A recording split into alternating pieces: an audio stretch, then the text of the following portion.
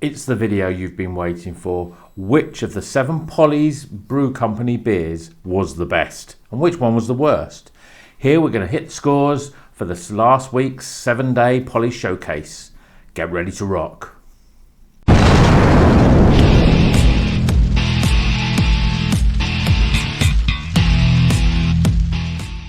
Welcome back to Rocker's Beer Review. Today we're going to be going back through those 7 beers that we drank last week from Polly's Brew Company. I'm going to be giving you the scores for each of them and the ranking from the best one that we had to the worst one. And then I'm also going to give my opinion on the cans and which one I think was the best can. I mean, that's probably the most difficult of all of them because I think they're all great cans. So, I mean, I don't know what you thought of the showcase, the way that I did it. Obviously, I did 7 videos, 7 slightly shorter videos than normal, where I drank each one, gave my reactions, told people briefly what I thought of them without the scores. I know that we've had pretty much 7 days uninterrupted with just Polly's, so I don't know whether you thought, well, you could have mixed it up a bit. Maybe we should have just done a couple and then had a couple of other videos and then done the Polly's, because I've certainly seen that my view count is definitely a bit down this week. So really appreciate if you could give me your opinion on that. I want to do showcases again. I want to sort of take some, take 2 or 3 maybe and post to 7 next time, and maybe I do them all on the same video. I mean, it'd be really great if there's any other YouTubers out there that want to get involved with any of this. They've got a brewery and then we could do one together, then I'm sure that would be great as well. So without further ado, I'm going to give you the rankings from the best beer to the worst beer, and then we'll go through quickly the individual scores for each. So the best beer that I had from Polly's last week, which was, I mean, it's quite surprising really, but it's this one. This was the Acapella. This was the double IPA coming in at 8%. It had Columbus, Eldorado, Mosaic and Simcoe in it. It was just really nice. It didn't drink like an 8% beer. Had real great mouthfeel, really juicy and fruity. Total score for this one is 83. The second best beer that I had last week was this one. Now, this was a pale ale. I was talking about this one called Simply the Manifest. It's not called Simply the Manifest. It's called Simplify the Manifest. So hopefully if there's any confusion there. This was a pale ale and it came in at, what was the percent? 5.2%. Again, really good. I mean, with pale ales, they can sometimes be a bit thin, lacking of flavour, but this one certainly didn't. Third place, another pale ale. This one a double dry hot one. This was Murmurations. Again, great can artwork. This came in at 5.5%. I do feel that if the pale ale is a little bit higher, they have a little bit more flavour. I mean, that's pretty self-explanatory, really. Fourth place, an IPA. This one, Future Holds. Oh, sorry, I haven't even done the scores. So, Simplify the Manifest, I've given that an 80 total score, and Murmurations gets 78. Then in fourth place was this one, which was a Future Holds IPA. This came in at 6.5%. Again, this was the Amarillo, Chinook, Citra, Sabro. Quite a lot of different hops in there. Obviously, Sabro being quite big there. I'm giving that one a 77 total score. Then in fifth place was this pale ale. This was Little Patinist. This came in at 5%. This was the one with Eldorado and Simcoe in it, and I've given that a score of 76. They're all quite close in terms of the scores. Then the penultimate, second but last one, was this one here. And to be honest, I think this one's got the best can cover. I think it just looks really good. It's a really nice sort of mountains, alpine scene with this. I love the colour of this pink on there. I think it just looks really spectacular as a can art. But in terms of taste, that was second but last, and that only got a 74. That was an IPA, a double dry hop IPA, Galaxy Mosaic, and that's 7.2%. And then in last place, which was actually the last beer that I drank, was actually this one. This was Cab. Now, I still don't know what CAHB is. When I looked it up, those acronyms of the Association of African Handball, I don't think that's what this can has been named after. Again, it's a great looking can. But the problem I found with this one, compared with, say, the Acapella, the other end of the scale, was that both 8%, both double IPAs, this one didn't taste like, didn't have that 8%, didn't have that hot burn, didn't have that sort of overly strong taste. It was just really smooth and really fruity. This one though didn't quite have that. It had the hop burn. It had that sort of. It tasted like it was an 8% beer. Now I don't know whether it's because, maybe the age of it. Sometimes, if a beer's a little bit older, if it's a bit too fresh, it can sometimes have, have different flavour characteristics. But I was quite surprised how this one was first and this one was last out of the 7 that I tried, but both being double IPAs.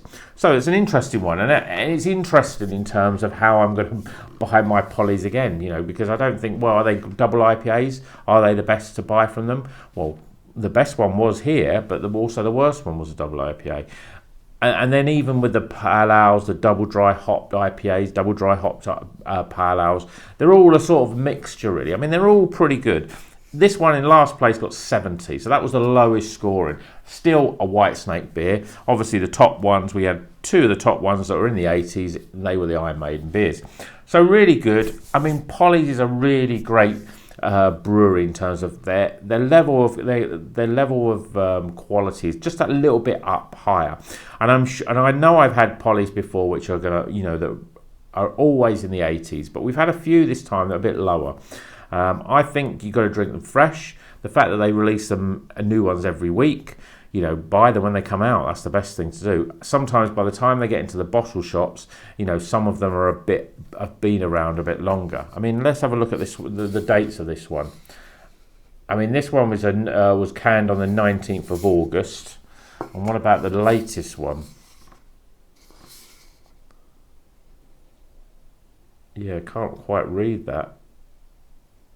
29th of something, but it all looks a bit mixed up, so difficult to tell. I mean, that one's August. I mean, that's 15th of September. Yeah, it's no good printing them on the cans if you can't actually read them. That was August. So, I mean, obviously a lot of these, that was August. I expect a lot of them in August, September. That was August. And now that was September. So we're in, obviously, the end of November now.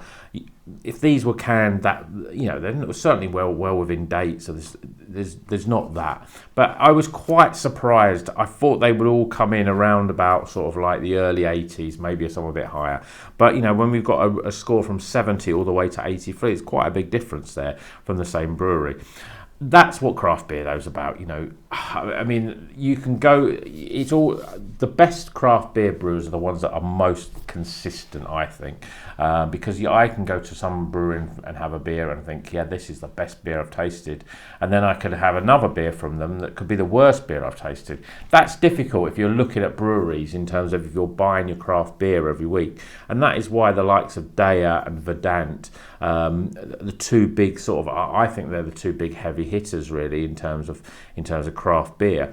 They consistently make good beer, whether they're making pale ales or double IPAs, and I think that's the quality. I think Polly's are pretty close to it now. I think they would be considered smaller than both Verdant and Daya, and maybe that's the issue, is that every beer that they make is going to be slightly different. But I think their bar for the artwork is great. All of these cans have probably got better artwork than a lot of other breweries. I mean, even the beer that was the first one, I think that's just looks. I mean, it's a simple design, but it just works really well. And then obviously, and this one as well, really bright coloured, but I still think this one's my favourite in terms of the can artwork. So, what do you think? I mean, have you had Polly's beer before? Have you had any of these? Would you rate these higher than I've done? I haven't even gone through the individual scores yet. So, I mean, I'm at the point now where I don't think the individual scores really matter, because I think value for money on a lot of them, it's really, a lot of those scores have adjusted either because they've got bigger aromas, or they're better on taste on that. And obviously if they're better on taste, then they're usually going to be better on their overall experience. So I'm not going to go through the individuals because that makes this video far too long. But you can see the rating. First place, Acapella, Simplify the Manifest, Murmurations, what's that? Future Holds, Little Patternist, The One You Can't Control, and in last place, Cub. So they're the Pollies. Let me know what you think of the video. I mean, I think next month what I'm planning to do in terms of doing a showcase is I might do a couple of breweries where I might do 2 or 3 beers, and I might even drink them on the same night on one video. I just worry that I've had a couple and, you know, by the third one, you know, my taste buds are starting to get a bit sort of muddled in terms of what I'm tasting. But hopefully we've got some good ones coming in, something more Christmassy as well. So until the next one, hope you heard the scores, hope you like the showcase. Really appreciate it if you want more showcases. If you say no, I want different beers every single day, Rocker. I don't want all the same brewery. But I hope that gives people a little bit of an insight in terms of Pollies and the sort of beers that they do. And I hope, you know, that makes anyone who's watching this channel to say, right, I'm going to put a Pollies in my basket next time I'm online, or even going onto the brewery itself. You can buy some really funky glasses if you buy sort of 9 beers in one go from them. So it's well worth checking out. So until the next one, you know what you need to do. Keep on rocking.